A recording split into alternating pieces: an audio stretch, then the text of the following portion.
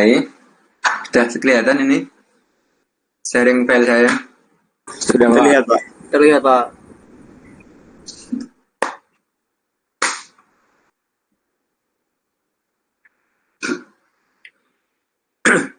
Baik, kita lanjutkan. Terakhir sensor induktif ya, atau dan LVDT ya. Kemudian sekarang kita sensor perubahan tegangan junction atau disebut juga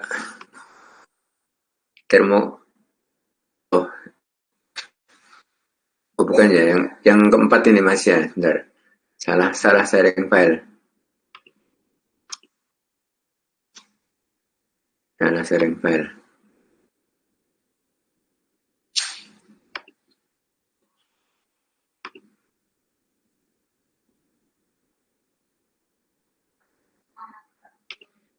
Masih yang 4 ini.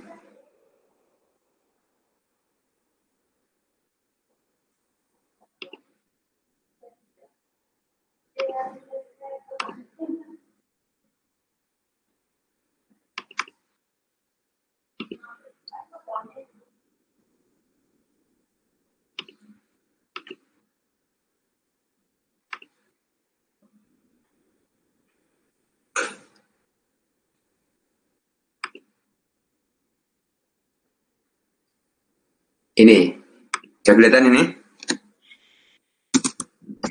Terlihat, Pak. Sudah terlihat, Pak. Kalau sebut ke termokopel ya. Termokopel. Ini sekarang kita yang nomor 4 ini ya.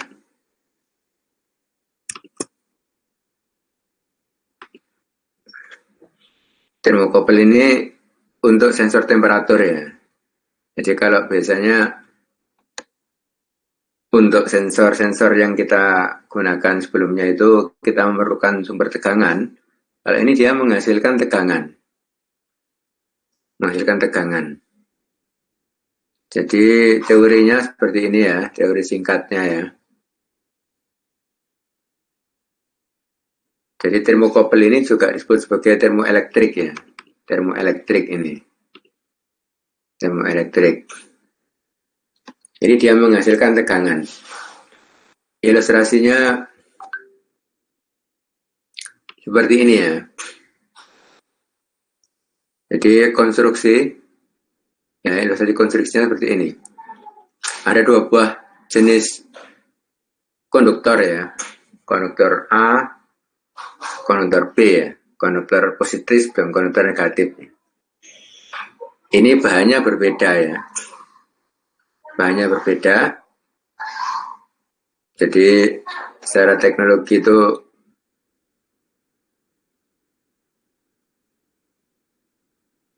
yang ya.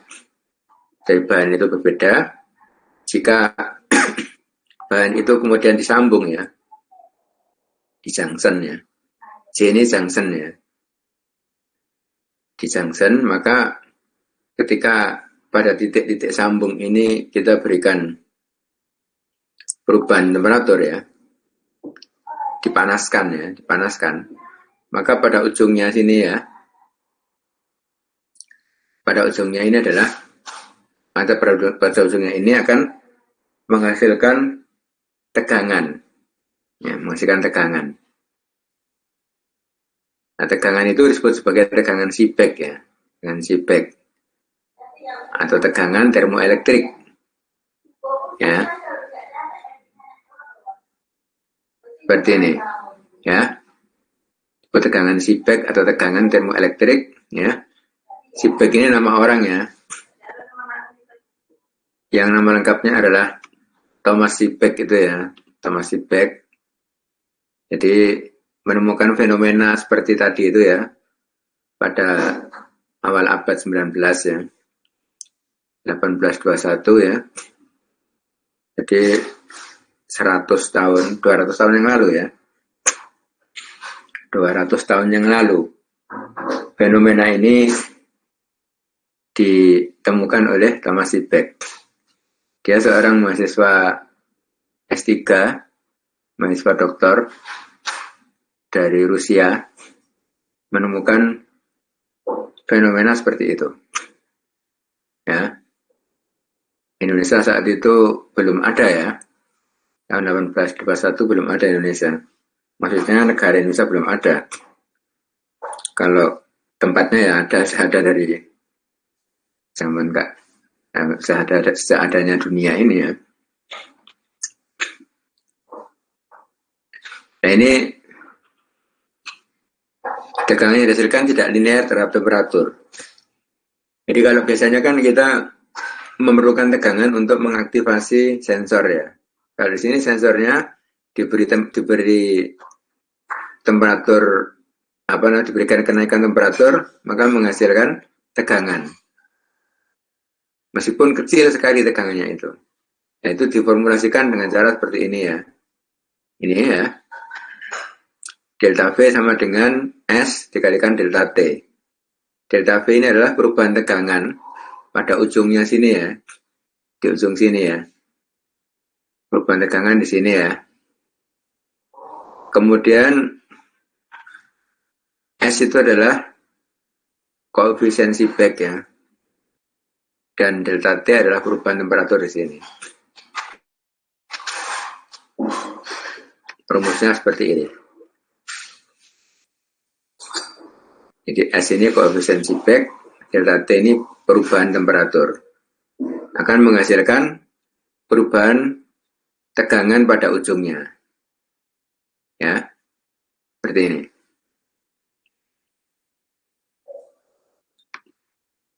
Nah, bahan dari konduktor positif dan konduktor negatif itu contohnya seperti ini ya. Ini konduktor positif ya. Ini konduktor negatifnya ya. Kemudian tipe termokouple yang menggunakan bahan positif platinum dan 30% rhodium ya. Itu kemudian negatifnya adalah platinum dan 6% rhodium. Itu termokouple tipe B ya. Kemudian termokouple tipe E itu konduktor positifnya adalah ini ya. Dan konduktor negatifnya adalah tembaga dan nikel. Alloy itu campuran ya, campuran antara dua konduktor, dua logam. Itu namanya alloy. Sini tidak disebutkan persentase berapa kopernya, berapa nikelnya ya. Mungkin komposisinya juga tertentu ya, seperti ini ya. Ini kalau ini sebutkan. Kalau platinumnya 70 ya, maka rhodiumnya 30. Dan platinumnya 94, rhodiumnya 6%. Ya. Seperti itu. Kemudian konduktor termokouple tipe C. Ini ya. Tipe C. Itu konduktor positifnya berbahan besi ya, Fe. Kemudian konduktor negatifnya adalah campuran antara tembaga dengan nikel ya. Kemudian termokouple tipe K ya. Termokouple tipe K campuran antara nikel dengan kromium dan nikel dengan aluminium. Untuk positifnya dan negatifnya berturut-turut seperti itu.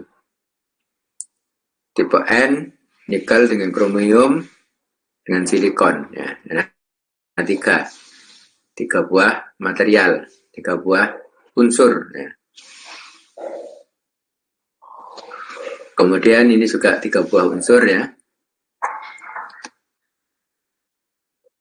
Nikel, silikon, magnesium. Kemudian tipe R, platinum dan rhodium. Ini negatifnya platinum saja. Tipe S, platinum 10% rhodium dan negatifnya platinum saja. Tipe T yaitu tembaga, kemudian negatifnya tembaga dan nikel. Campurannya seperti itu. Ya. Jadi ini termokouple tipe-tipenya ya. Yang paling banyak nanti digunakan adalah tipe C dan tipe K ya. Tipe C dan tipe K. Ini cukup murah harganya ya. Mungkin karena materialnya juga material-material yang umum sifatnya ya, yang banyak. Nah ini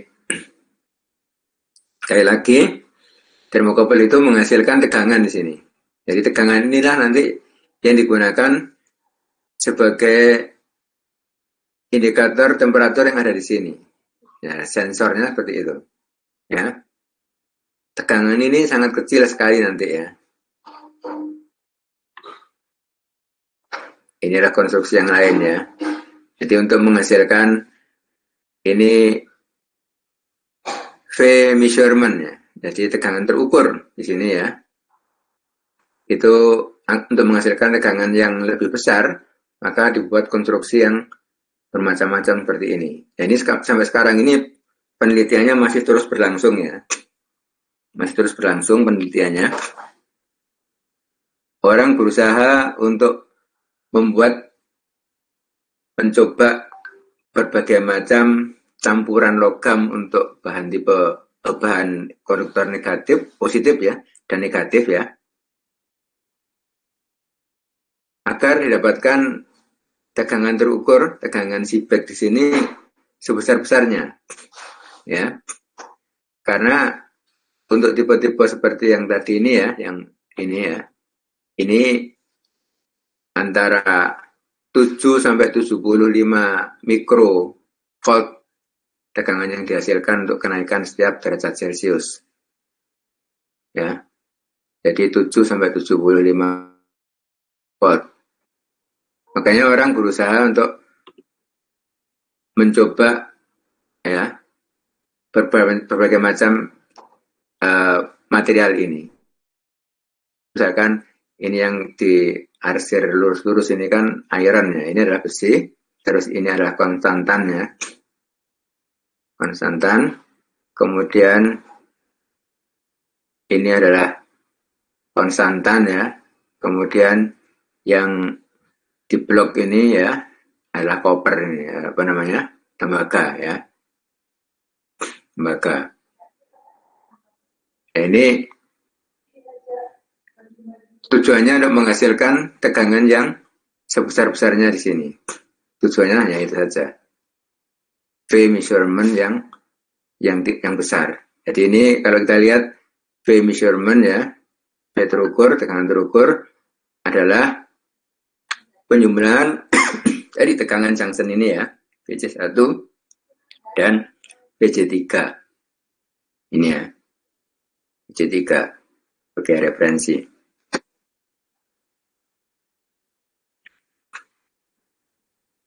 Jadi seperti ini ya. Ini kan temperaturnya sama di sini semua ya. Jadi yang dihasilkan dihasilkan sini nanti ini kan C3 antara apa tadi? Iron sama konstantan ya. Berarti kan kalau di sini ada perubahan temperatur maka di sini kan nanti akan dijumlahkan ya. Jumlahkan. Ini besi sama konstantan, ini besi dan konstantan juga ya. Dan jaraknya juga relatif dekat supaya ada perubahan temperatur di sini. Ya. Jadi ini adalah usaha-usaha yang dilakukan oleh para peneliti ya untuk menghasilkan termokopel dengan tegangan keluaran di sini ya, tegangan terukur di sini agar meningkat gitu, agar semakin besar ya. Gitu. Kemudian ini yang tadi secara simbolik seperti itu ya. Kemudian kita lihat karakteristiknya ya. Ini karakteristiknya ya. Ini yang tipe S, tipe T, tipe K, tipe C, tipe E ya. Ini referensinya 32 derajat Fahrenheit ya. Jadi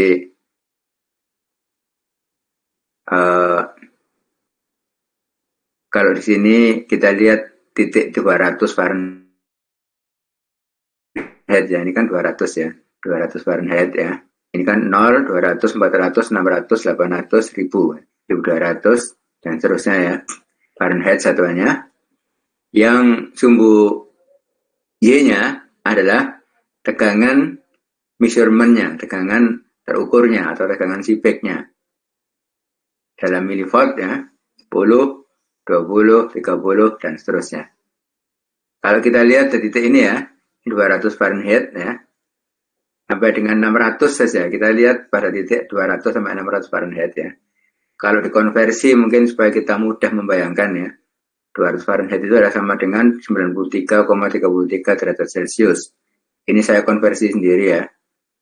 Kan kalau sekarang mudah untuk mengkonversi ya. Dulu kalau di SMP atau SMA itu kita diajari cara konversi satuan-satuan temperatur seperti ini. Contohnya ini kenaikannya berarti karena kita sudah terbiasa pakai derajat Celcius ya. Dari 200 sampai 600 ini kan menghasilkan 93,33 Celcius sampai dengan 315,556 derajat Celcius ya dari sini. Itu kita dapatkan tegangan yang dihasilkan ya. Antara ini kalau katakan di tengah-tengah ini saya, kalau tipe apa tadi yang banyak, tipe apa yang banyak tadi saya bilang, tipe K ya, tipe K misalkan ya. Yang katakanlah ini linear saja ya. Ini sekitar 5 milivolt sampai dengan berapa ini? Sampai dengan 15 milivolt ya. Misalkan seperti itu. Jadi hanya 10 milivolt kenaikannya dalam rentang temperatur sekitar 200 derajat Celcius ya, 200 lebih ya. Itu kan tinggal dibagi saja per derajat Celciusnya kira-kira berapa. Ya. Kalau rentangnya, kalau katakan linear ya, katakanlah itu linear. Ya. Rentangnya 93,33 sampai dengan 315 ya. Atau 93 lah, 93 sampai 315. Berarti kan 200 berapa? 222 ya, 222. Sekitar 222 ya. 222 derajat ya, itu hanya menghasilkan rentang tegangannya adalah antara 5 sampai dengan 15 atau 10 milivolt. Tinggal bagi saja kalau dia linear. Nah ini secara datasheet ya, secara umum ya, itu kenaikan tegangan antara 7 sampai 75 derajat mikrovolt ya per derajat Celcius. Tergantung bahan yang digunakan. Kalau ini, kalau tipe S berarti kan sangat sedikit sekali perubahannya ya. Ya, jadi seperti ini.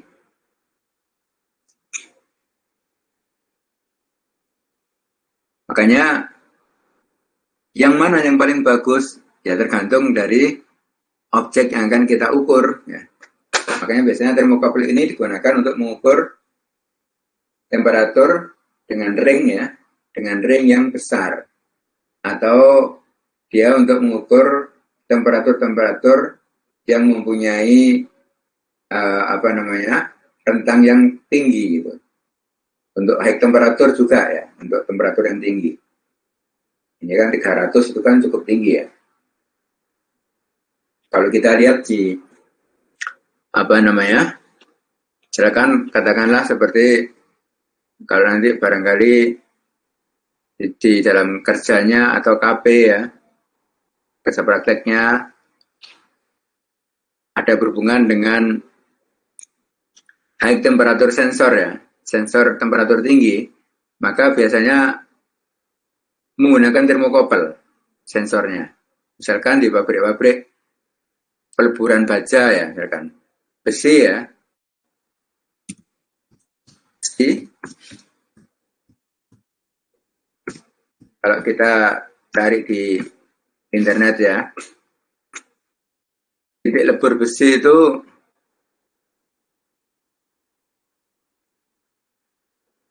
berapa? Titik lebur besi itu 1.500-an kayaknya, Pak. berapa derajat? Kalau nggak salah Titik ingat, lebur 1.500, Pak. 1500. Berapa? 1538 derajat Celcius. 1083 ya. Titik lebur tembaga 1083 besi mungkin lebih rendah ya. 1538, Pak. 1538. Iya, Pak. Ya. 1538 derajat Celcius ya. Dengan mudah kita kan dengan cepat dan mudah bisa mencari titik leburnya.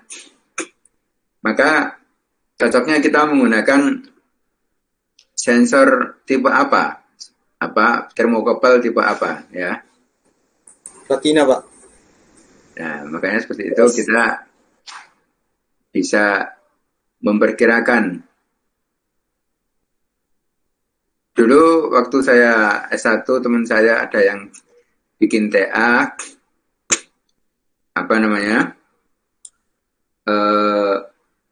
kontrol temperatur untuk peleburan emas ya. Jadi emas itu berapa bisa dicari ya, kemudian kontrol temperaturnya. Dulu beberapa puluh tahun yang lalu ketika saya masih S1. Mungkin kalau di industri rumah tangga, pengecoran logam ya. Kemarin saya pagi subuh saya baru datang dari Polman ya. Polman itu Politeknik Manufaktur Bandung ya, dari Bandung. Itu di sana ditunjukkan bagaimana jurusan yang paling ditonjolkan ya, paling diunggulkan di sana itu adalah foundry. Foundry itu adalah peleburan besi baja. Jadi tapi kita nggak bahas tentang itunya, bahas tentang bagaimana mereka menampilkan keunggulannya itu, nggak bahas teknologinya. Dan menarik sekali itu, teknologinya ternyata ini bukan disiplin ilmu kita ya. Mungkin bagian kita orang elektronika adalah bagaimana sih kontrol temperaturnya ya. Teknologi peleburannya seperti apa. Nah itu yang kontrolnya elektroniknya itulah yang bagian kita. Sampai menghasilkan kualitas logam tertentu itu bukan keahlian kita. Itu ada sekolahnya sendiri ya, ada disiplin ilmu tersendiri. Nah ini sebagai gambaran saja sensor temperatur termokopel yang banyak digunakan pada industri peleburan logam. Kalau misalkan ini perlu untuk kita buat kontrolnya, karena sebagai gambarannya saya, mungkin kalau kamu mau bikin TA seperti itu ya harus kolaborasi dengan teman-teman metalurgi ya, jurusan metalurgi di ITS itu kan ada ya jurusan metalurgi, karena bukan di ilmu kita. Misalkan kalau kita ingin jadi coba aja nanti kalau misalkan ada yang tertarik, kalian bisa membuat alat kontrolnya untuk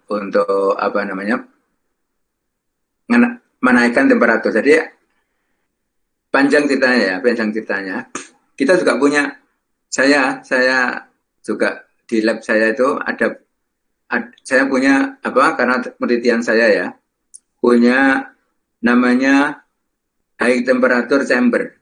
Jadi ruangan yang mempunyai yang bisa disetting temperaturnya itu sampai dengan berapa ribu, 1000 lebih ya, 1000 lebih derajat Celcius. Ya. Nah, itu bisa diprogram, bisa disetting. Misalkan untuk kenaikan temperatur dari suhu kamar ya, dari 27 sampai dengan 100 itu perlu waktu berapa lama? Itu bisa disetting. Ya. Paham ya? Kan 100 misalkan saja ini. Bisa kita setting. 27 temperatur kamar ya. 27 ya misalkan ya, sampai dengan 100 derajat itu perlu waktu misalkan kenaikan temperatur 10 menit misalkan. Nah, itu bisa diatur. Nanti akan menghasilkan kurva landai ya. Kalau 10 menit berarti per menit berapa. Nah, itu kan peranan kita adalah ngatur seperti itu. Kemudian dari 100 sampai dengan, kemudian dia bertahan ya, 100, jika sudah mencapai 100, dia harus bertahan selama 5 menit misalkan. 100 bertahan selama 2 menit, atau 2 menit lah. 2 menit. Kemudian setelah bertahan 2 menit, dia harus naik lagi dari 100 sampai dengan 150. Dan itu harus tercapai, dari 150 itu harus tercapai selama 5 menit misalkan. Jadi naik 50 derajat itu butuh waktu 5 menit. Harus tercapai 50. Nah, kemudian dari 150,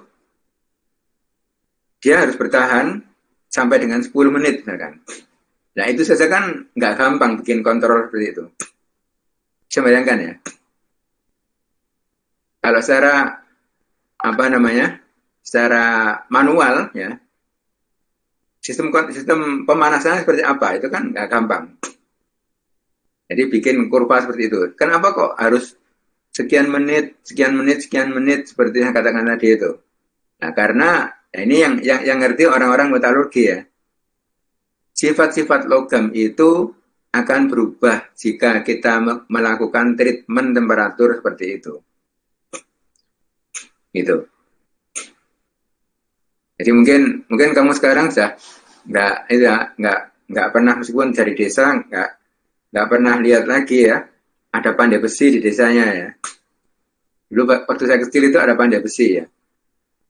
Pandai besi itu ya orang-orang yang bikin seperti sabit, cangkul, gitu. Secara manual, panaskan sampai lebur ya, sampai mendidih, kemudian dituangkan, gitu ya. Itu sekarang dapat dibuat oleh pabrik ya, pabrik.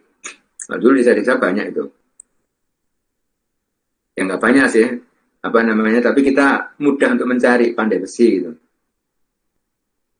Itu manual sekali kan, mereka lihat manual sekali. Nah, seperti itu. Itu gambarannya saja. Untuk apa kira-kira sistem kontrol temperatur ya, itu gunanya untuk apa? Itu kalau orang metalurgi itu setiap hari pekerjaannya begitu. Nyoba-nyoba ya dari pengetahuan, kemudian coba ya. Ada juga kalau gitu pedomannya apa pedomannya? Pedomannya selain dari teknologi material ya, bahan, sifat-sifat bahan, pengaruh terhadap temperatur ya. Selain itu, mereka juga menggunakan metodologi namanya trial and error. Coba-coba tapi dicatat ya. Coba-coba kalau nggak dicatat, ini bagus hasilnya. Terus mau mengulangi lagi kan lupa. Tapi gimana caranya ya? Itu kan percuma ya. Jadi menariknya ya mungkin bisa jadi menarik, bisa jadi nggak menarik ya. Tergantung kasusnya. Untuk bidang-bidang material ya. Saya juga waktu penelitian saya di S3 ya, di dokter waktu di Jepang, itu juga ada metode coba-coba yang saya lakukan untuk treatment yang saya lakukan pada semikonduktor. Tapi dicatat kemudian dianalisa, diinvestigasi karakteristiknya, kemudian diterapkan. Ya, kita ingin seperti apa sifat-sifat material yang akan kita buat ya. Nah itu harus catat semuanya. Coba-coba pun nggak ngawur banget ya, nggak ngawur banget. Nah gitu. Contoh yang kalau misalkan supaya lebih mudah bayangkan bagaimana kontrol temperatur ini, tapi sudah banyak TA seperti itu zaman dulu ya. Zaman dulu banyak sekali. Bagaimana kita ngontrol temperatur pada oven pembuat kue. Nah, itu kan menarik.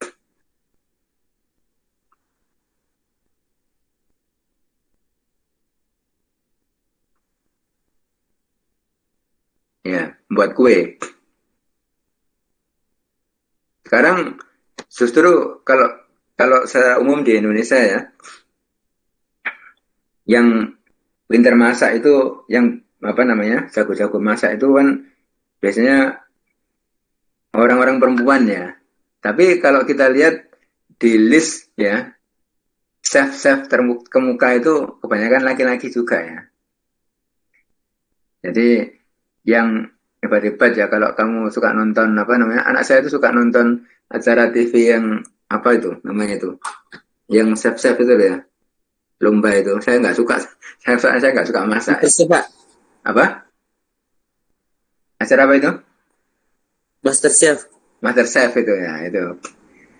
Nah itu kan untuk bikin roti ya, itu treatment temperatur itu sangat menentukan kualitas roti yang dihasilkan, baik kualitas tampilannya maupun kualitas rasanya, tekstur bagi orang yang selera tinggi ya. Kalau saya sih nggak punya selera tinggi untuk roti itu, lidahnya bisa merasakan bagaimana roti yang teksturnya bagus ya. Ketika di lidah ya, maupun rasanya ya, itu kan sangat menentukan. Makanya kan merek-merek roti yang kemudian terkenal itu kan nggak bisa ditiru oleh roti yang lain ya, karena mereka punya bagaimana selain komposisi bahan yang digunakan, juga bagaimana cara memasaknya itu sangat menentukan kualitas dari hasil produksinya. Itu dulu banyak mahasiswa, termasuk teman-teman saya dulu yang waktu S1 ya, itu yang bikin TA bagaimana mengontrol yang programmable. Jadi oven biasa gitu ya, programmable, bisa diatur. Misalkan dari awal suhu kamar ya 27 sampai dengan 70 derajat. Itu perlu waktu berapa menit kan gitu. Kalau kita manual kan kompornya dikecilkan apinya, itu kan sama dengan kontrol temperatur ya. Cuman nggak pakai sensor suhu ya, dilihat saja. Dilihat kalau yang manual ya, kan begitu. Nah, kalau misalkan sudah dibuat programmable, semua orang bisa melakukan. Misalkan sudah punya formulasi, tinggal memprogram saja, tinggal mengetikkan angka-angka tertentu, kemudian nanti berapa menit. Nanti yang menjalankan, yang mengeksekusi adalah sistem yang kita buat sendiri. Atau kemarin ini barusan yang sekarang wisuda, sekarang ini ada wisuda ya. Sekarang ada wisuda kan di kampus ya. Ada teman LJ itu ya, alumni PEN juga D3-nya. Siapa namanya lupa saya, mungkin kamu kenal. Itu TA-nya adalah bukan bimbingan saya, tapi saya ikut nguji saja. TA-nya adalah membuat roster untuk kopi. Nah, itu kan menarik sekali. Sekarang kan usum kafe-kafe itu ya, kopi itu kan kalau di oven ya, kalau di oven itu kan di oven ya, kalau di desa kan digoreng seperti itu ya. Kalau di kafe-kafe itu yang mahal-mahal itu ya, itu di oven ya, digoreng apa? Digoreng kalau di desa saya namanya dikerangsang gitu ya, dikerangsang. Nggak pakai minyak, langsung diaduk-aduk aja. Kalau sekarang kan ada semacam apa? Molen yang berputar, terus ada panasnya dari LPG atau dari apa? Filamen, macam-macam kan. Selama sekian menit temperaturnya naik perlahan-lahan, nanti akan menghasilkan rasa yang berbeda-beda. Nah, itu kan bisa dibuat ide-ide TA ya. Tentu saja ada latar belakang masalahnya ya. Silakan saja nanti kalau itu dibuat sebagai ide untuk TA ya. Latar belakang masalahnya apa ya. Pembimbingnya nggak harus saya ya. Silakan cari dosen yang sesuai ya. Misalkan seperti itu. Misalkan ini misalkan contoh-contoh bagaimana sensor temperatur itu berperan untuk sebuah sistem apa namanya pemanasan tertentu ya, pemanasan tertentu. Nah, itu kan yang ahli-ahli apa namanya itu, yang biasa apa namanya, yang biasa mengolah kopi itu namanya apa yang di kafe-kafe itu? Ada yang tahu? Lupa saya. Barista, Pak. Barista ya. Barista, Pak. Barista ya. Barista itu kan apa namanya, yang pekerjaannya menjanjikan juga kan ya. Jadi yang kelasmu yang sekarang sudah itu dia latar belakang masalahnya dia punya teman barista. Jadi dia berdasarkan pesanan itu. Bagaimana teknologi pemanasannya dan sebagainya. Barista itu. Nah, ini contoh saja untuk motivasi bagaimana mencari ide-ide apa namanya TA yang harus kamu buat. Kalau nggak salah akhir semester ini ya harus membuat judul TA ya. Semester berapa kamu ini? 4 ya? Iya, Pak. Iya, Pak. 4, Pak. Iya, Pak. Di 5, 6, 7 atau akhir semester 6 ya. 678 ya. 678. Kan kurikulumnya kalau kurikulum Merdeka ya, MBKM itu semester 5 itu harus kalau nggak salah sudah harus buat, atau kamu ikut MBKM atau enggak. Jadi ini contoh saja. Kayaknya belum, Pak. Belum ya? Ya. Kemudian ini bentuk fisiknya ya, seperti ini, macam-macam. Ini stick ya, seperti stick. Terus logamnya tadi yang di junction di mana? Di dalam sini yang nggak kelihatan. Keluarnya itu hanya kabel aja. Ini juga bentuknya ada yang seperti ini ya. Ada panjangnya sampai berapa ini? 2,5 sampai dengan 10,5 inci ya. Berarti kalau 1 inci itu sekitar 2,5, berarti kan panjang sekali nih. Ya. Kalau 10 inci aja 25 cm ya. Nah, ini casingnya, ini dalamnya. Nah, ini kalau ini saya beli di lab banyak ini ya. Ini termokopel tipe K ya. Ringnya 0 sampai 600 ya. Kenaikannya lah ini 0,1 mV, cukup tinggi ini ya. Dibandingkan dengan teori tadi ya. Jadi kan 75 apa mikrovolt ya. Ini kan 0,1 mV kan sama dengan 100 mikrovolt ya. 100 mikrovolt per derajat Celcius. Bentuknya seperti ini saja. Ini nggak saya ukur berapa senti ya. Ya sekitar berapa ya? 5 cm palingnya. Ini panjangnya. Ini junctionnya ada di dalam sini, kita nggak kelihatan. Terus ini kenapa kok kabelnya seperti ini ya? Ini akhirnya kan keluar kabel 2 ini terisolasi ya, antara satu dan lainnya kan nggak terhubung sampai sini ini. Kenapa kok ini apa namanya dilindungi ya? Dilindungi dengan anyaman besi ya, anyaman baja ya. Kenapa kok harus seperti ini? Karena ini kan untuk temperatur sampai 600 ya. Kalau kita pakai isolasinya adalah misalkan apa namanya karet plastik ya, maka dia akan leleh kan. Jadi ini bayangannya saja kalau 600 kita berikan pada ujungnya sini ya. Ini bentuknya seperti skrup gitu ya. Jadi pemasangannya supaya nggak getar-getar atau apa, ini bisa diskrupkan. Jadi biasanya ini kalau temperatur sampai segini ini untuk apa contohnya? Contohnya adalah untuk misalkan yang saya pernah lihat ya, untuk boiler ya. Tahu boiler? Ini juga hubungannya dengan teman-teman kita yang mesin ya. Orang-orang teknik mesin biasanya belajar lebih banyak boiler.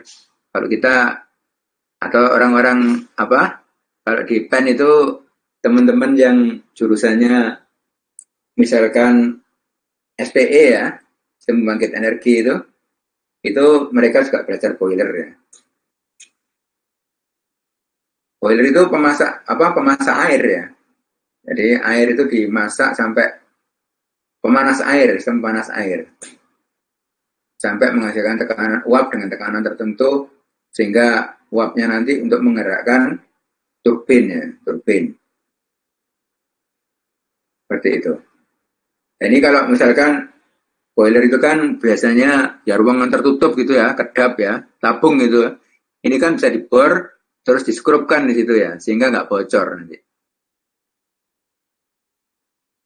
Sehingga nanti ketika panasnya itu merambat ke sini, dia kan tidak merusak komponen-komponen yang lainnya. Ya, ini ujungnya juga seperti ini ya kelihatan ya. Jadi tidak disolder, tapi disekrup. Kenapa kok disekrup? Nah, seperti ini ya, kelihatan ini ya. Kenapa kok disekrup? Nggak disolder. Nah, karena temperaturnya tinggi. Kalau merambat sampai sini, nanti timahnya meleleh kalau disolder ya. Ya. Titik lelehnya timah itu berapa? Sekitar 70 sampai 80 sudah meleleh dia. Jadi titik lebur timah ya. Caranya sekarang kan gampang sekali. Kamu di rumah pun bisa mencari, membrowsing dengan mudah sekali ya. Nah, misalkan seperti ini. 231, Pak. Berapa? 231. Kok besar sekali? Timah itu iya dah. Saya cari di Wiki 1,9 Mbak. Berapa? 231,9 Mbak. Titik lebur timah. 1,9. Timah itu mungkin timah hitam itu ya. Kurang tahu. Timah solder itu nggak sampai 100 sudah meleleh. Ya, mungkin timah hitam. Kalau ini titik lelehnya ya. Titik lelehnya, bukan titik leburnya, titik leleh. Ini ada titik leleh, ada titik didih. Oh, titik leleh sama titik lebur sama ya. Nah, seperti itu ya. Bisa pakai itu. Nah, kalau tembaga itu meltingnya itu 1083. Lebih rendah ya daripada besi. Kalau besi 1535 tadi ya. Emas itu 1064. Aluminium itu 660 ya. Tapi ada tapinya aluminium itu. Aluminium itu logam yang sangat menarik ya. Sangat unik. Ya. Aluminium itu kalau sudah bereaksi dengan oksigen ya. Jadi Al2O3 itu titik leburnya bisa ribuan atau berapa puluhan kali ya, berapa kali lebih tinggi daripada itu. Makanya aluminium itu sulit untuk dilas ya. Kalau mau ngelas harus dibersihkan betul. Kenapa kok harus dibersihkan? Karena begitu ditaruh aja di udara maka dia akan bereaksi dengan oksigen. Di sekitar kita ini kan banyak oksigen. Sulit untuk dilas aluminium itu. Begitu ada reaksi dengan oksigen, maka dia nggak bisa meleleh. Uniknya begitu. Jadi harus sulit mengelasnya. Karena biasanya kan di scrub atau di apa ya di apa senengnya di kelingnya kan gitu. Karena kalau di aluminium Al saja itu 660 saja. Nah, baik, itu adalah contoh-contoh ya yang bisa kita jadikan sebagai gambaran bagaimana kita mengaplikasikan sensor-sensor ini. Kalau pembuatan sensor seperti ini nanti kalau di mungkin barangkali nanti ada yang ingin sekolah yang berhubungan dengan material elektronik ya, sensor, semikonduktor ya, berbahan semikonduktor maupun yang bukan ya. Itu justru kita kalau semakin tinggi sekolahnya S2, S3 apalagi ya, itu kita enggak bagaimana cara menggunakan sensor, bagaimana cara membuat sensor ini, teknologinya. Ini murah juga ini, nggak sampai 100.000 ini harganya. Di Tokopedia coba dilihat, paling hanya 90 atau ada juga yang 100 lebih ya. Tapi kalau ada yang murah, kenapa kita mesti beli yang mahal ya? Kalau barangnya sama. Di marketplace itu kan kadang-kadang ragu saya itu kalau akhirnya kalau beli-beli di marketplace di Tokopedia, Lazada itu kalau alat-alat elektronik seperti ini ya, saya biasanya mencari harga yang tengah ya. Kadang-kadang mahasiswa saya yang saya suruh nyari ya, coba bimbingan saya gitu, kamu cari ini saja Pak, yang murah saja Pak, yakin kamu? Ya Pak, ya kalau ada hubungannya, kalau TA-nya ada hubungannya dengan penelitian saya, maka sebagian sebagian biayanya ya saya kasih kalau penelitian saya ada dananya, saya kasih dana.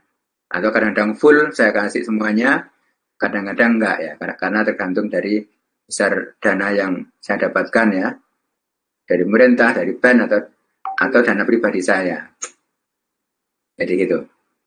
Baik yang D3, D4 maupun S2. Ya baik, ini sudah selesai. Ini sudah saya coba juga ya, ini ada gambarnya ya. Sebelum pandemi ini ya. Ini tipe K tadi, termokapel, saya dengan solder ya. Untuk menaikkan temperaturnya solder, terus saya ukur tegangannya. Jadi nggak ada sumber tegangan sama sekali. Ya, ini contohnya seperti ini ya. Ini 0,1 mV per derajat Celcius ya.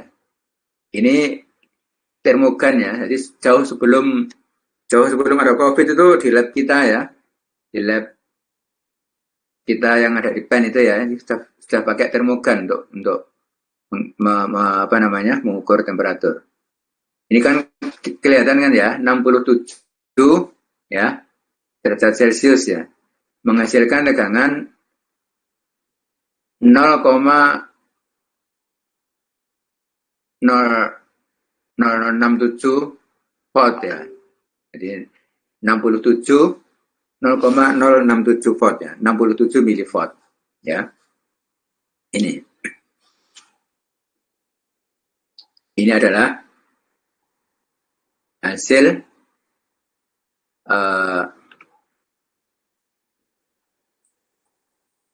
pengukuran yang saya lakukan secara sederhana di lab lantai 2 gedung D4. Kamu belum pernah kampus sama sekali ya, kecuali beberapa tim robot itu yang kita pernah ketemu itu ya. Ya, jadi seperti itu ya. Ada yang tanyakan? Silakan. Saya Pak, izin bertanya Pak. Silakan Mas. Itu tadi Pak yang di sensor, apakah boleh di Pak di atas, kasih ke atas slide-nya? Ini? Mungkin sebelumnya. Ini? Atas lagi Pak. Ini? Yang bawah. Ini? Ya itu Pak. Itu saya lihat tadi Pak di Google itu kok nggak ada kayak konektor gini ya Pak. Kayak kabel-kabelnya gitu. Kira-kira kabelnya gimana Pak ya? Untuk konektornya. Ini biasanya ada apa namanya? Semacam skrup gitu, Mas. Jadi semacam skrup. Nanti pengkabelannya ya, kita harus pakai sekun ya. Tahu sekun ya? Ini namanya sekun ini. Ini namanya sekun ini ya. Jadi kita Iya, Pak.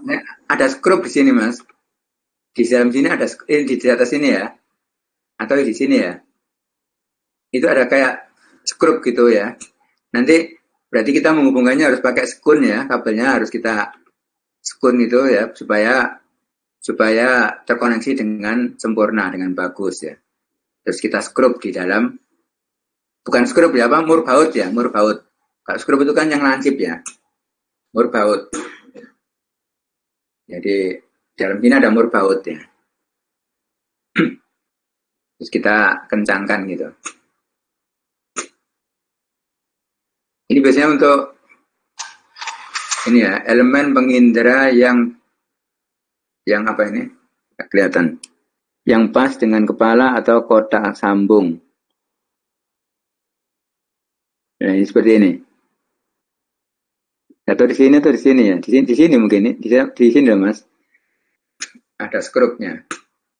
Kita nggak punya ini. Kalau di ini kita nggak punya. Misalnya di industri seperti ini. Jadi kenapa ini kok panjang ya? Panjang banget ya. Karena aplikasinya biasanya untuk sensor apa tadi? Boiler ya. Boiler itu kan tahu boiler ya. Kamu lihat, kamu cari aja di apa? Kalau pengen tahu, ya seperti tabung air itu ya. Tapi dia apa namanya? Bisa untuk temperatur yang tinggi. Jadi saya juga ada ya ini coba saya carikan mudah-mudahan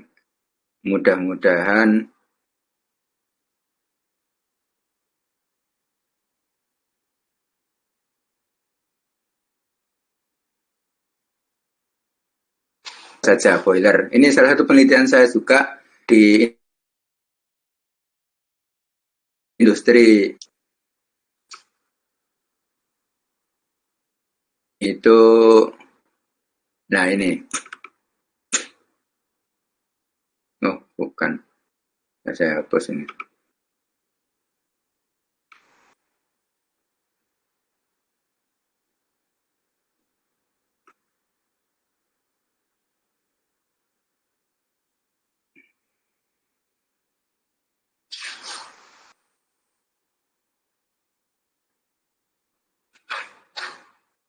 Bimtek RPL.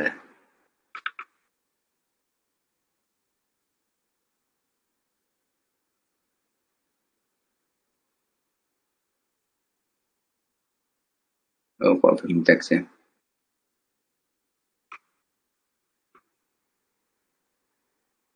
Untuk saya akan menunjukkan boiler ya. Boiler.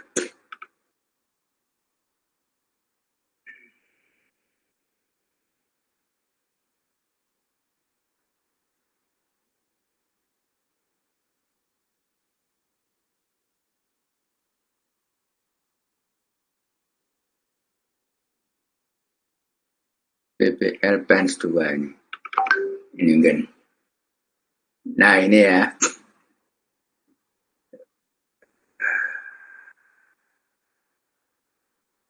Bentar saya share screen, saya ganti.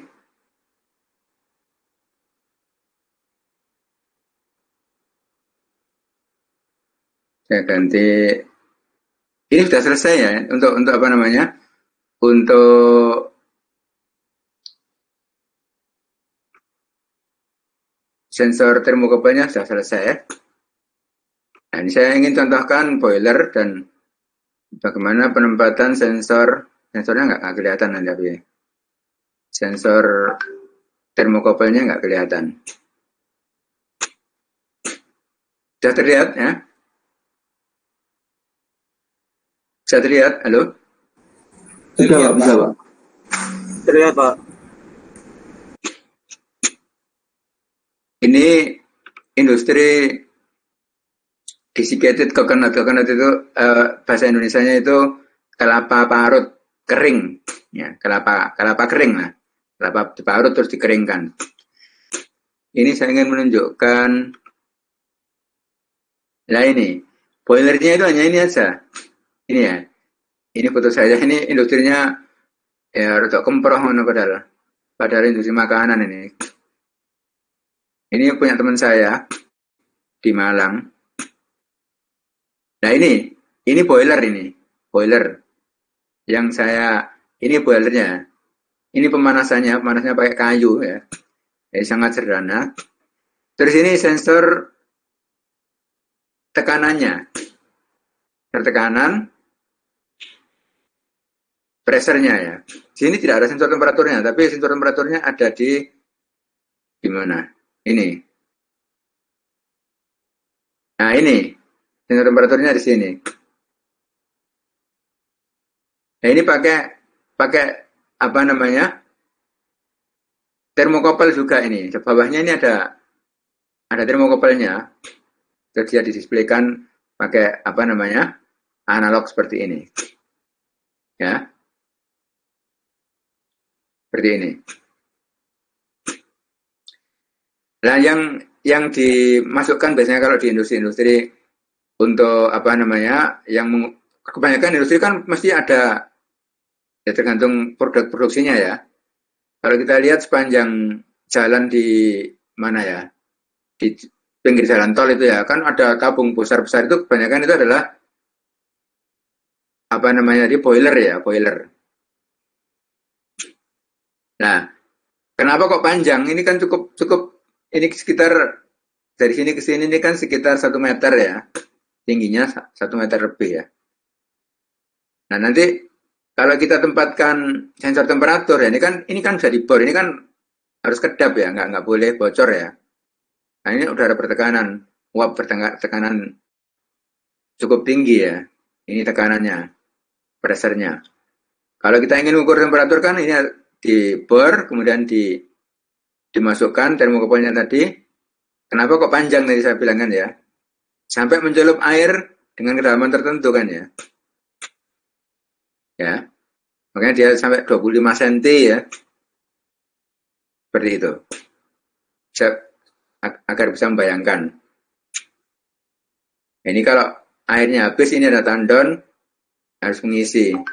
Nanti kalau airnya habis ya, ini akan berbunyi ini apa namanya, rotating lamp ini, alarmnya dia akan berbunyi. Ini saya waktu berkunjung ke sana ya. Ini ada apa namanya? Ini kalau diusulkan bisa masuk ke penelitian kerjasama industri ya. Jadi seperti ini. Jadi kita membantu menyelesaikan permasalahan. Dia bermasalah karena bagaimana penelitian saya mengoptimasi boiler ini.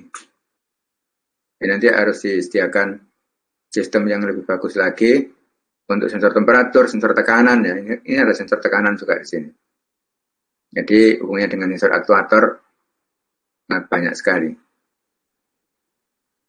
Jadi kurang lebih seperti itu.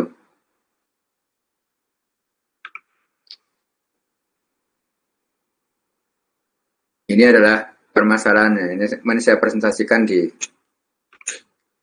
apa namanya, project based learning.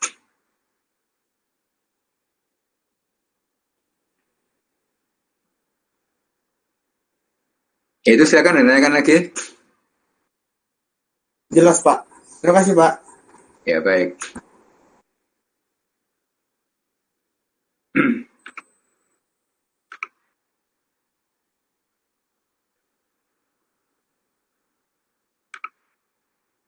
Kemudian masih ada satu lagi slide ya, yang pernah saya tampilkan juga sebagai mengingat kita posisi termokopel yang kita pelajari ya, itu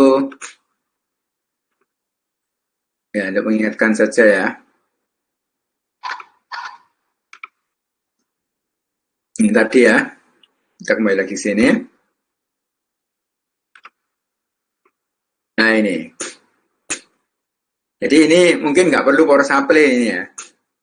Jadi power supply ini nggak diperlukan karena dia menghasilkan tegangan. Langsung masuk ke amplifier ya. Amplifier apalagi 10 mV itu kan sudah cukup tinggi. Ya. Cukup besar, tinggal dikuatkan saja tegangannya. Masuk ADC. Jadi ini bisa dihilangkan. Masuk ADC, masuk microprocessor, display atau memori, atau kita bisa men-setting untuk keperluan proses kontrolnya. Ya, selesai untuk kontrol kontak potensial ini. Silakan kalau ditanyakan. Kalau nggak ada, kita lanjutkan ke berikutnya.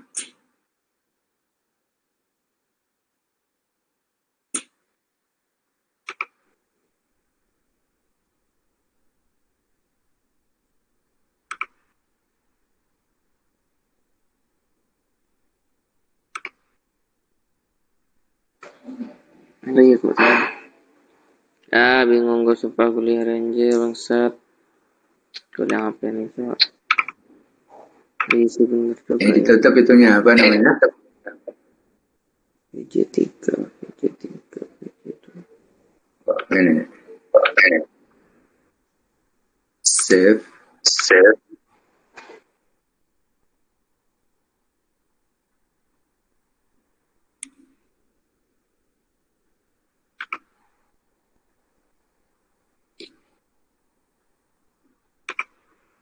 Mic-nya ditutup ya. Nggak ganggu yang lain.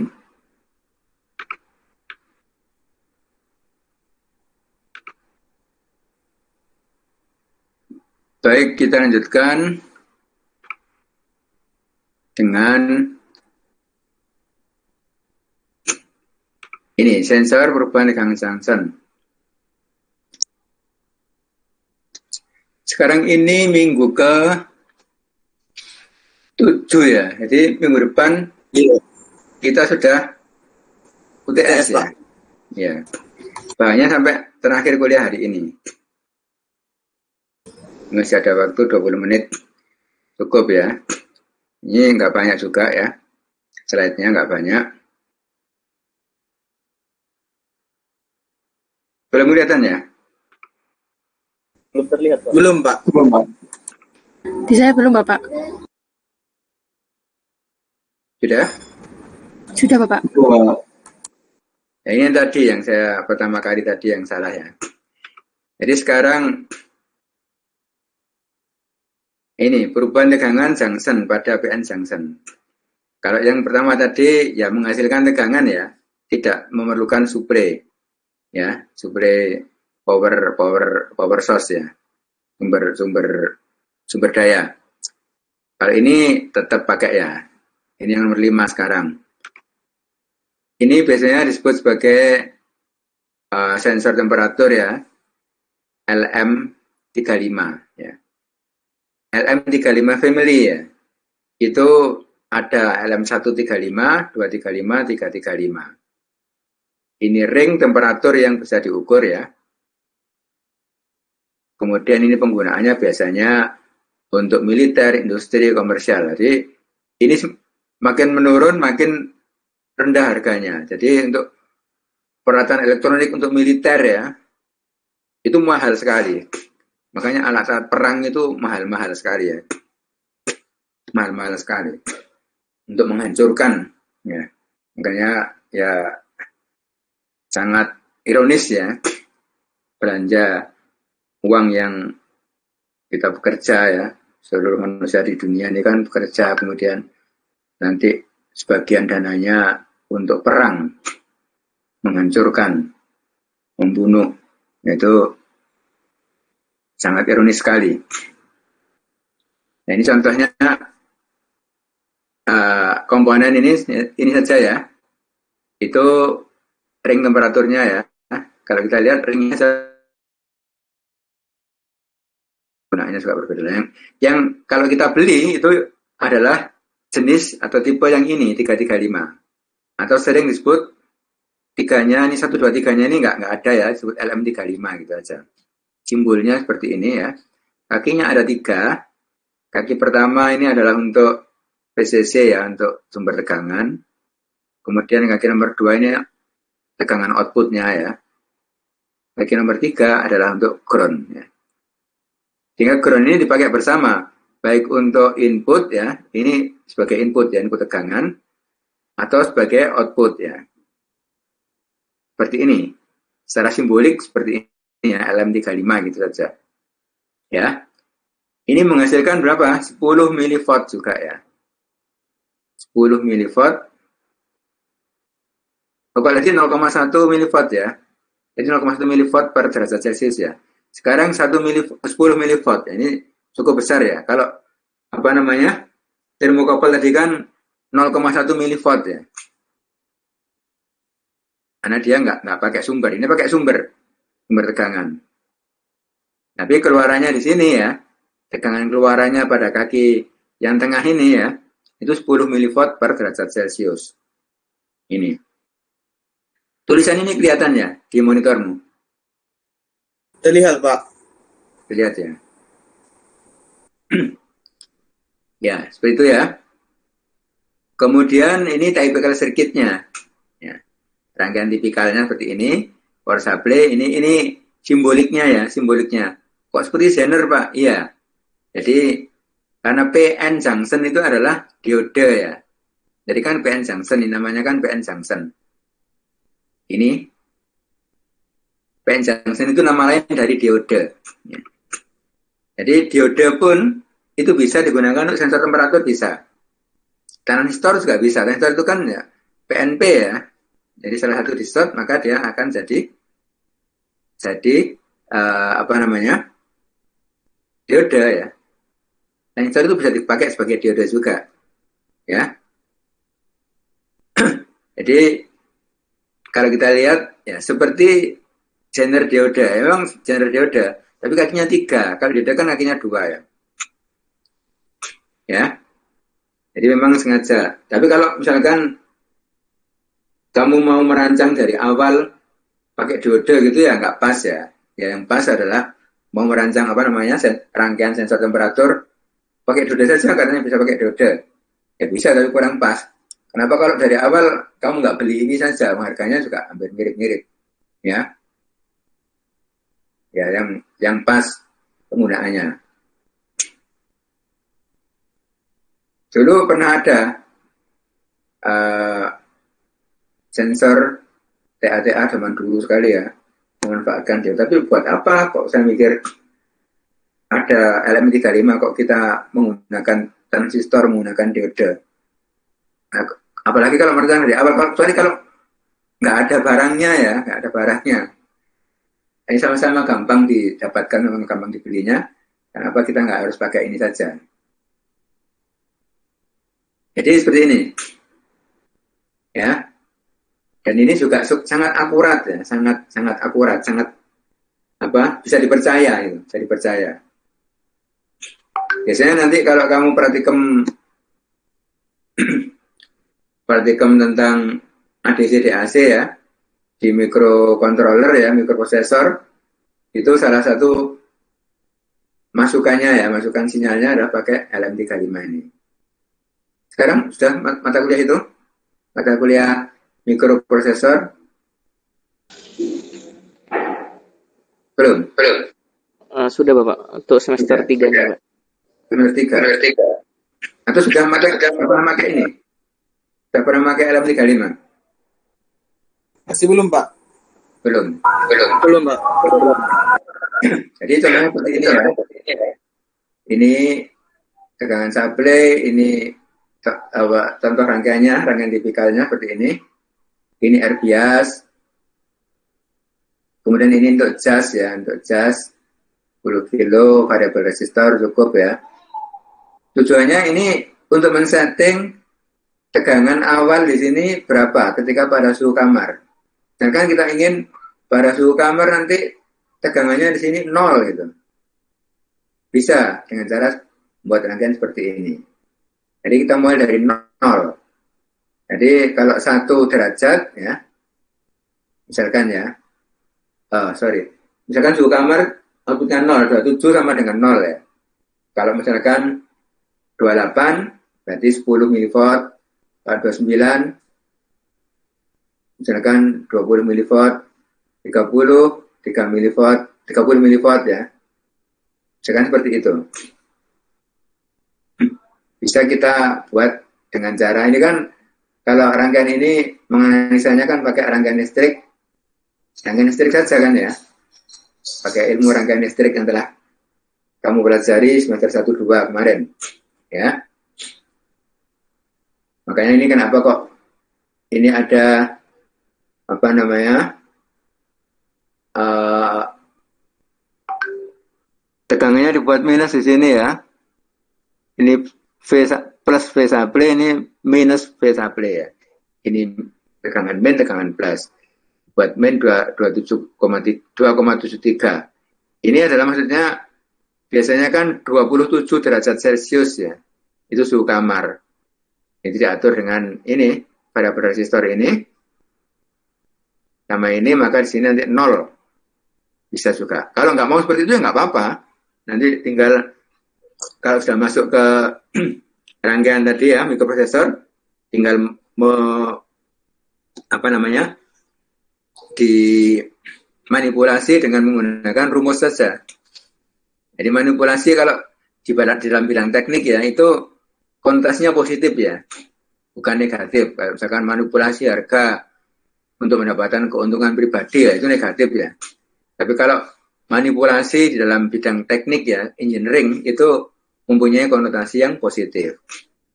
Makanya kan ada robot manipulator. Manipulator lengan robot. Nah itu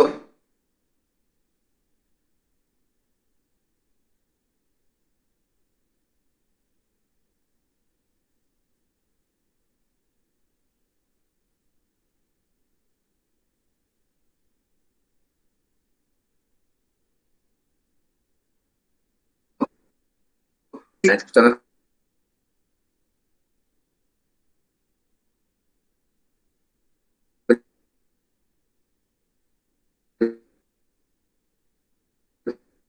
hitungannya. Kemudian ini kode dasarnya ya, tinggal pakai saja harga ya.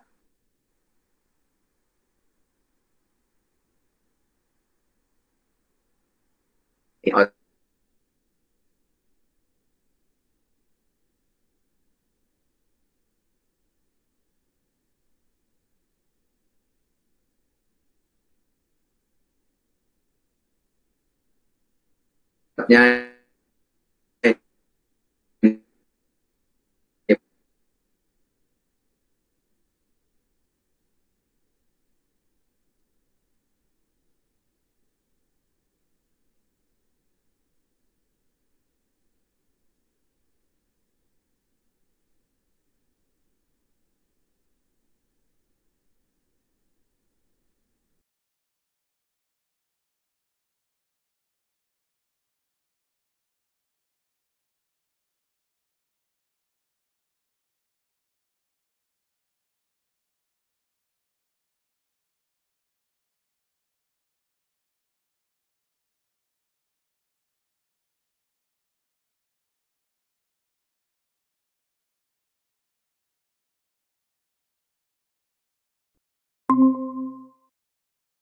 rangkaian yang kita buat.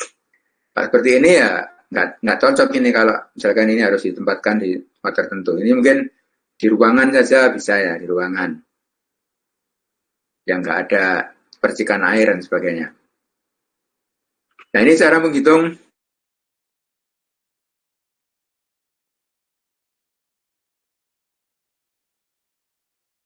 silahkan nanti dibaca sendiri ya. Saya kira mudah karena Anda semua sudah pernah belajar tentang rangkaian listrik, rangkaian elektronika ya. Nah ini ya. Ini kenapa ini penyelesaiannya juga sudah ada di sini ya. Karena keterbatasan waktu ya. Ini 10 menit lagi kita harus berakhir karena harus siap-siap Jumatan. Kenapa ini 1 miliampere? Karena ini tidak ada penjelasannya di sini ya. 1 miliampere ini adalah karena apa namanya? Arus yang diizinkan untuk mengalir pada senter dioda ini 1 miliampere. 1 miliampere dia. Ini 1 miliampere. Supaya nggak merusak senter dioda, makanya kita batasi. Maka air bias ini gunanya untuk membatasi supaya arus yang mengalir pada senter tidak terlalu besar ya. Arus mengalir pada dioda senter tidak terlalu besar. Ini.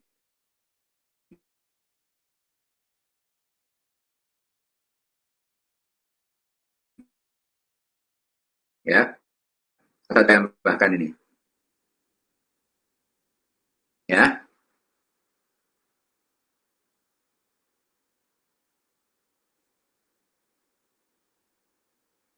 bisa sendiri ya. Saja rumusnya apa kok 2,73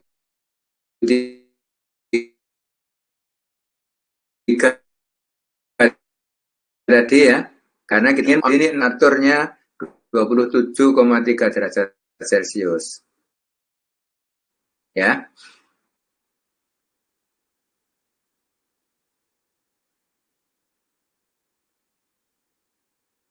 Kenapa ini kok offset ya? Ya kan kamu nanti temperaturnya ketika temperaturnya 30 ya, itu outputnya 0. Enggak apa-apa, ini berarti V offsetnya adalah 3,00 volt ya. Ya. V offsetnya ini. Mana tadi?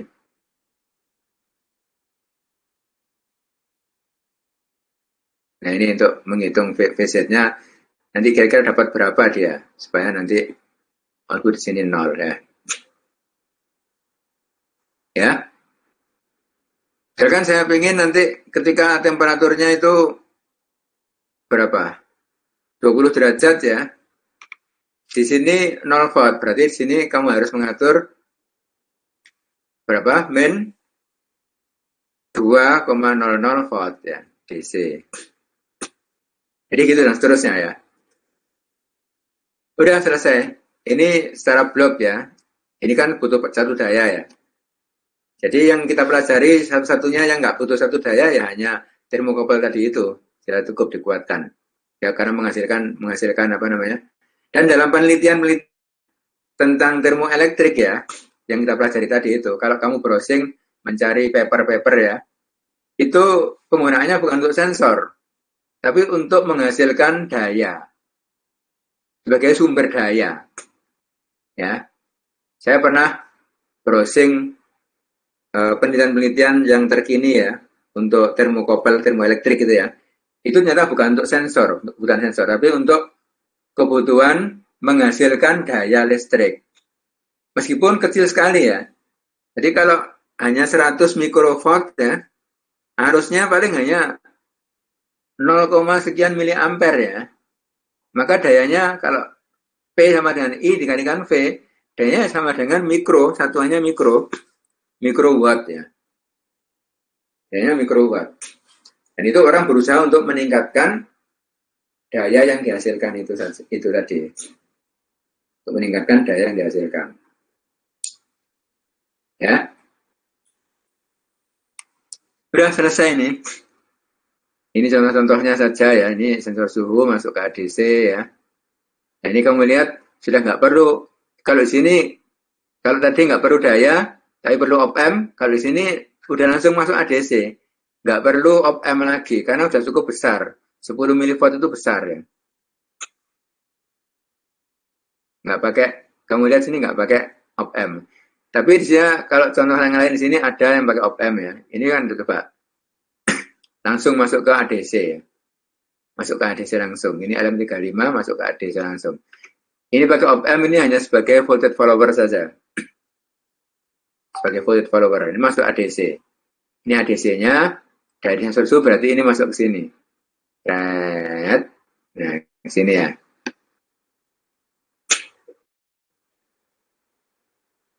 Ini masih ingat 5 ini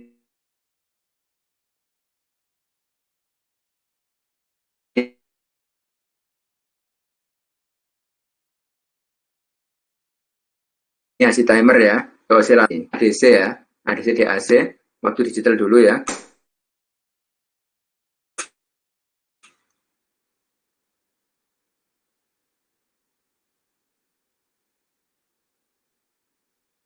Kita simulasi ya. Kita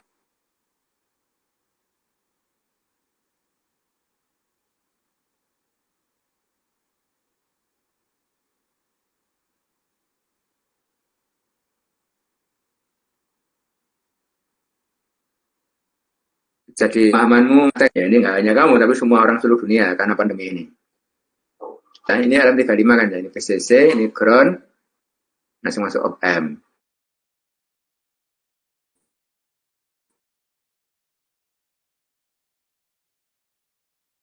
Ya, ini ke in 1 ADC sini ya.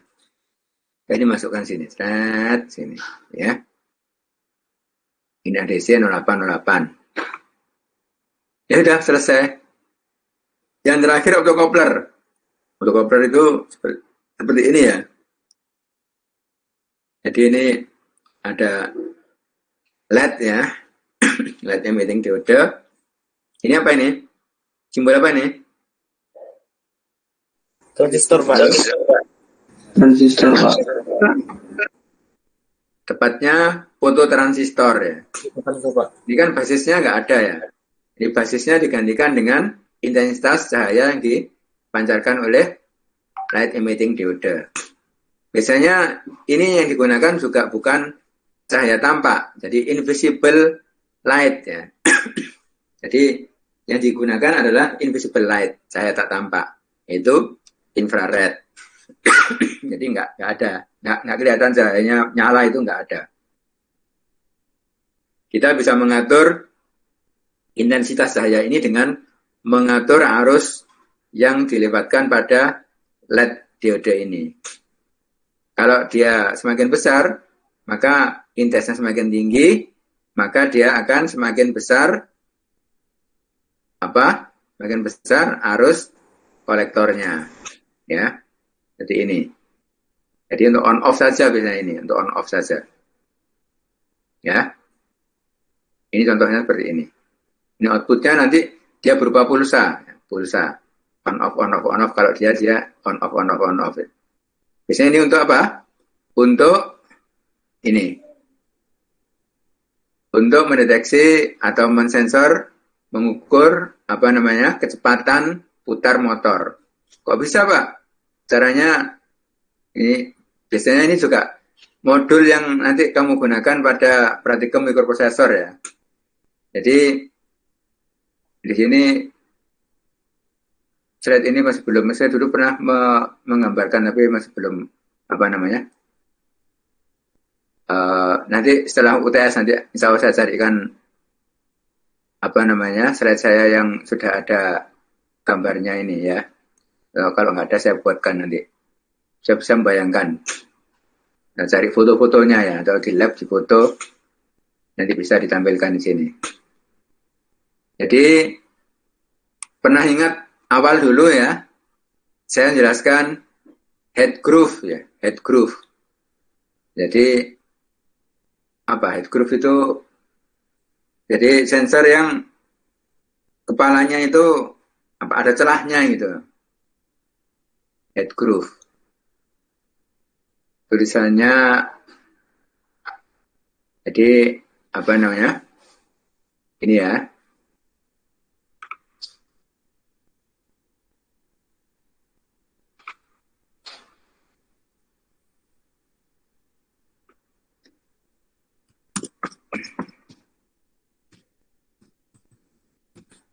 Masalah seperti ini ya.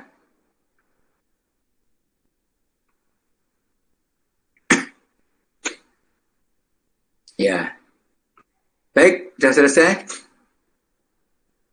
Ada yang tanyakan? Masih ada waktu. Oh, sudah habis waktunya.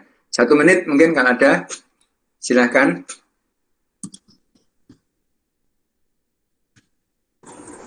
Masih jelas, Pak. Masih banyak pertanyaan. Ya, baik. Kalau nggak ada, silakan dipelajari. Nanti materi. Sih, Pak. Ya. Untuk UTS-nya besok itu kira-kira berapa soal, Pak ya? Soalnya biasanya saya ada 4 ya, 4 atau 3 soal open book ya. Karena online kamu bisa open ya dari segala macam buku, internet. Tapi sekali lagi nggak boleh ada kerjasama, ya. Apalagi sampai misalkan memberikan jawabannya kepada temannya yang lain ya, kemudian teman yang lain ya, itu tinggal ganti namanya saja. Maka baik yang memberi maupun yang menerima tidak akan lulus. Langsung saya kasih ya. Itu maksudnya ya. Sudah ada kejadian adik kelasmu kemarin tahun baru.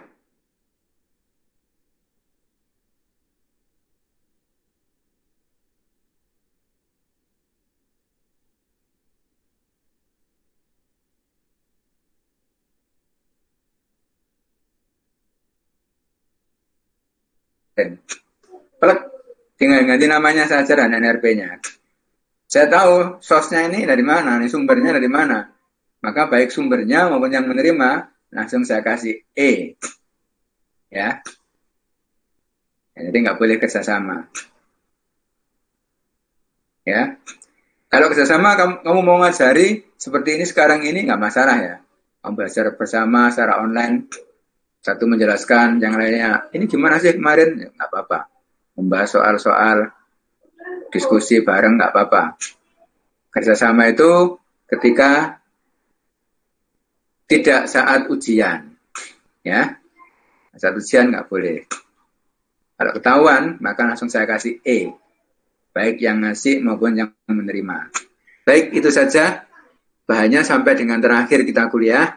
Waktunya juga pada saat kita kuliah ya. Jadi nggak ada waktu khusus. Jadi ini kan kelas besar ini ya, kelas besar. 2 kelas langsung. Baik, silakan kalau ada yang dipelajari, kalau tanya nanti catat saja. Seperti biasanya. Tapi nggak pernah ada ya pertanyaan-pertanyaan yang hasil belajarnya kemudian ditanyakan saat kuliah. Ya. Jadi nggak apa-apa. Materi-materi sebelum UTS, kamu catat, kamu tanyakan pada saat kuliah nanti minggu ke-9. Ya, setelah UTS. Nggak apa-apa, silakan saja. Tapi nggak pernah ada seperti itu. Jadi nggak tahu, mudah-mudahan saya berbaik sangka saja, karena semuanya sudah paham. Bukan karena semuanya nggak tahu apa yang ditanyakan. Ya, nggak paham sehingga nggak tahu apa yang ditanyakan. Jadi silakan. Diskusi supaya jalan ya, silakan banyak yang tanyakan. Kalau saya bisa jawab, saya jawab. Kalau nggak bisa ya, kita cari bareng-bareng jawabannya. Ya, saya nggak akan malu kalau saya nggak tahu dek ini dek. Nggak akan malu saya bilang gitu. Karena sekarang era informasi semua dapat belajar dengan berbagai macam sumber ya. Baik, kita akhiri. Sampai ketemu lagi. Insya Allah depan. Assalamualaikum warahmatullahi wabarakatuh. Waalaikumsalam. Waalaikumsalam. Waalaikumsalam warahmatullahi wabarakatuh.